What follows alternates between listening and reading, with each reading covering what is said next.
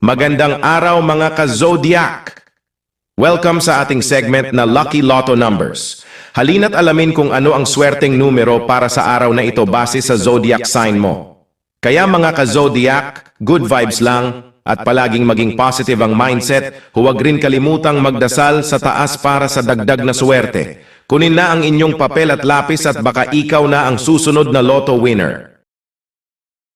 Habang pinapanood natin ang ating mga lucky numbers, heto naman ang isang inspiring story na pampagood vibes sa inyong lahat. My dearest Jinky, kamusta ka na? Sana'y maayos ka dyan. Alam mo, habang binubuno ko ang init ng araw dito sa probinsya, napagtanto ko ang isang bagay na gusto kong ibahagi sa'yo. Napagtanto ko kasi, mas maganda talaga kapag may kasama ka sa tuwing may mga pangarap ka, kaya heto ako, nagsusulat sa'yo. Alam mo bang palagi akong nananaginip ng simpleng buhay na puno ng ginhawa? Gusto ko lang sanang mabuhay nang walang iniisip na pag-aalinlangan kung saan kukunin ang pera para sa pang-araw-araw na gastos. Parang gusto ko lang sanang magsaya kasama ang pamilya ko nang walang pag-aatubiling iniisip.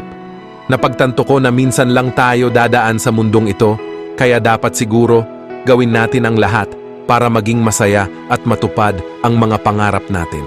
Kaya naman, naisipan ko na itry ang swerte ko sa lotto. Siguro naman, makakamtan ko ang pangarap kong makamtan. Kung sakali man na swertehin ako, gusto ko sanang itayo ang sarili kong negosyo. Hindi lang para sa akin, kundi para na rin sa pamilya ko. Gusto ko silang makita na masaya at walang iniisip na problema sa pera. Gusto ko rin sanang magkaroon ng munting tindahan dito sa bayan natin para may mapagkakakitaan ang mga kababayan natin. At alam mo ba, napag-iisipan ko rin na magtayo ng maliit na paaralan dito. Gusto ko sanang maging daan ito para sa mas maraming kabataan sa ating bayan na makapagtapos ng pag-aaral. Isipin mo, maging inspirasyon tayo sa kanila na kahit saan mang sulok ng mundo, pwede tayong makamtan ang mga pangarap natin.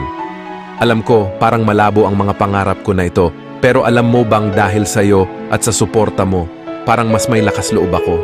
Salamat sa pagiging inspirasyon mo sa akin at sana kahit sa simpleng paraan, magtagumpay tayo sa ating mga pangarap. Ingat ka palagi diyan. Mahal na mahal kita. Warmest regards, Marco.